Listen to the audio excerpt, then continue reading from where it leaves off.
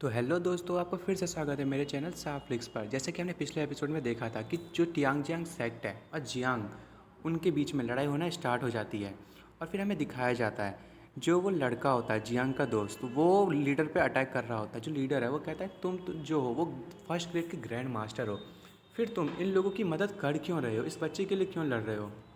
और वो लड़का कहता है कि तुम्हें क्या लगता है, मैंने अभी जियान से लड़ाई किया था और मैं हार गया था, उस चक्कर में मुझ पे 2 लाख सोने के सिक्के का डेप्ट लग गया है। और वो मन में कह रहा होता है मुझे जो है इसको जल्दी से मारना होगा। और जो लीडर है वो कहता है अच्छा, मतलब तुम प्रेशर में लड़ाई कर रहे हो, चलो अब क्या कर सकते हैं, लड़ना है तो लड़ो। और वो उस लड़के पर अटैक करता है। और वो लड़का कहता है कि मुझे अब कोई मतलब नहीं है, ठीक है, जियांग से मेरा कोई लेना देना नहीं है। और वो लीडर कहता है कि ठीक है चलो अब लड़ो भी। और वो कहता है कि तुमने टियांगजियांग सेक्ट के डिसिपल्स पे हमला करने की कोशिश की है, मैं तुम्हारी जो राख है उस तक को जला दूंगा। और हमें दिखाया जाता है जो जियांग है वो अपने ड्रैगन फॉर्म में आ गया होता है और जितने भी डिसिपल्स होते हैं उन सबको मार दिया होता है। और ये देख के तो उनका लीडर बहुत ज़्यादा शॉक हो जाता है और कहता है क्या, ये तो एंशियंट ब्लड लाइन है ड्रैगन की।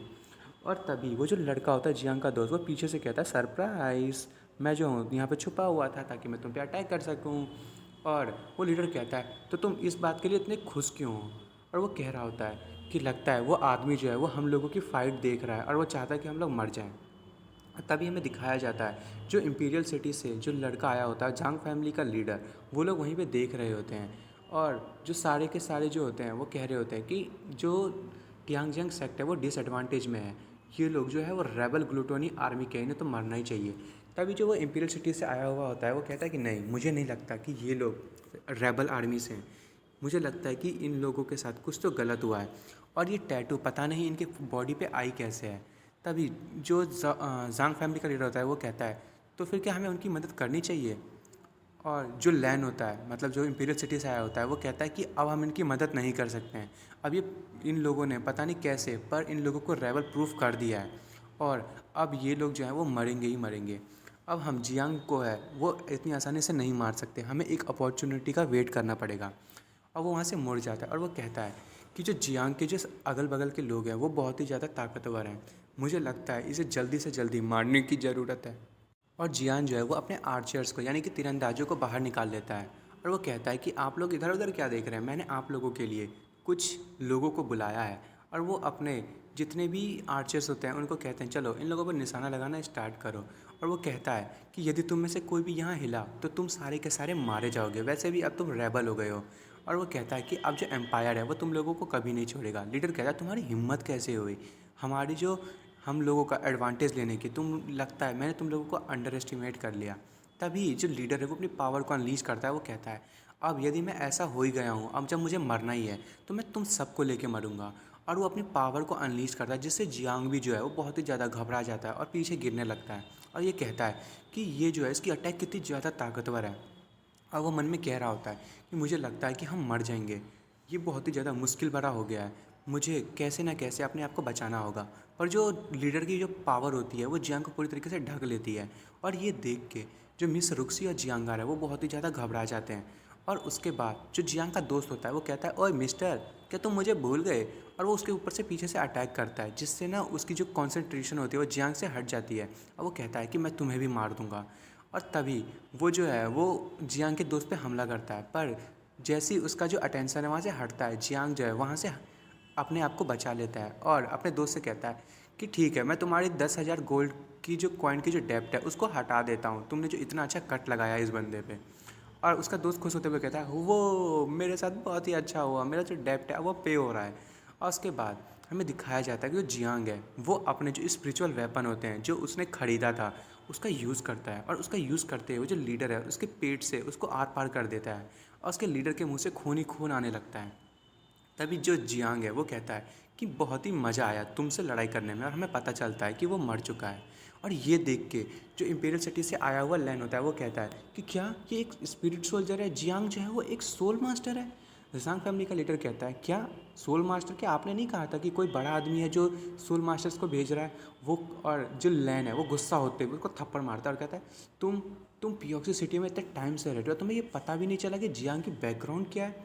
और तभी जो जांग फैमिली का लीडर है वो उसके सामने झुकते हुए कहता है लॉर्ड प्लीज़ मुझे माफ़ कर दीजिए, बस एक आखिरी चांस दे दें, मैं प्रिपरेशंस करता हूँ। तभी जो वो लैन होता है वो कहता है ठीक है, ये सिर्फ आखिरी टाइम होगा।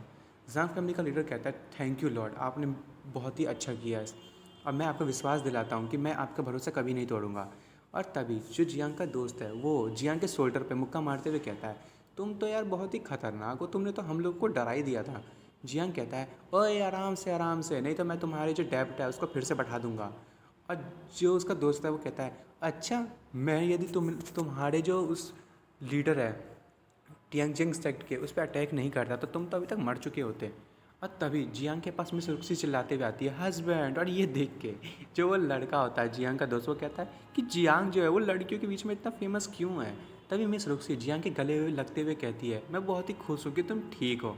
तभी जियांग कहता है कि अच्छा है ना कि मैं ठीक हूँ, मैंने तो कभी नहीं सोचा था कि मैं तुम्हें कभी ऐसे देख पाऊँगा। और कौन कहता है कि दुनिया में सिर्फ जो नेचर है वही खूबसूरत है, तुमसे ज़्यादा खूबसूरत कोई भी नहीं है। तुम जो हो वो बहुत ही मीठी मीठी बातें कर रहे हो। मैं तो अपनी वांट्स को ठीक करने में लगी थी इतने दिन से, इसलिए मैं तुम्हारी कभी भी मदद नहीं कर पाई। जियांग कहता है कि तुम जो करना चाहती हो करो, पर अब से आइस पावर का यूज़ मत करना, नहीं तो मैं तुम्हें दिन और रात बहुत ज़्यादा पनिश करूँगा। अब मिस रुक्सी कहती है हाँ तुम बेकार की बातें मत करो। और जियांग उसके गले लगते हुए कहता है रुक्सी जो है वो सबसे अलग है, और अब जो है मैं रुक्सी के साथ अपनी वेडिंग को क्लियर करूँगा। और वो अपने जितने भी सोल्जर्स होता है वो उससे कहता है कि जल्दी से ये जो रास्ता है इन सबको क्लियर करो। और उसके सोल्जर्स जो है वहाँ से डेड बॉडी को हटा रहे होते हैं और वो कहते हैं ठीक है मास्टर, ये हम जल्दी से करते हैं। और ये देख के जो वहाँ के प्योक सिटी के लोग होते हैं वो कहते हैं कि इतने सारे लोगों को जियांग हंग ने मार दिया, उसने बहुत ही कमाल का काम किया। तभी जो लैन है वो वहाँ पे आ जाता है और कहता है जियांग तुमने बहुत ही अच्छा काम किया, तुमने रेबल्स को मार दिया। और वो जो जांग फैमिली का लीडर है वो कहता है कि लॉर्ड जांग वो वही है जिसने मेरी पूरी की पूरी फैमिली को मार दिया, और वही है जिसने ब्लैक विंड फोर्ट्रेस है उसमें बहुत सारे लोगों को मारा है, और उसी ने पूरी सिटी को जला दिया और बहुत सारे बड़े बड़े क्राइम्स किए। जो लैन होता है वो कहता है जियांग हांग क्या ये सच है। जियांग कहता है नहीं, ये तो पक्का सच नहीं है, इसमें बड़ी वाली बात ही क्या है, मैं ऐसा कर कैसे सकता हूँ।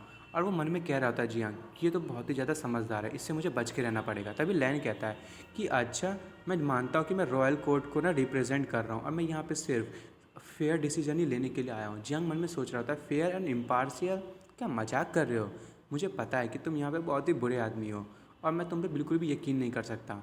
जो लैन है वो जब फैमिली के लीडर से कहता है कि तुम्हारे पास कोई एविडेंस है। लीडर कहता है हाँ मेरे पास है।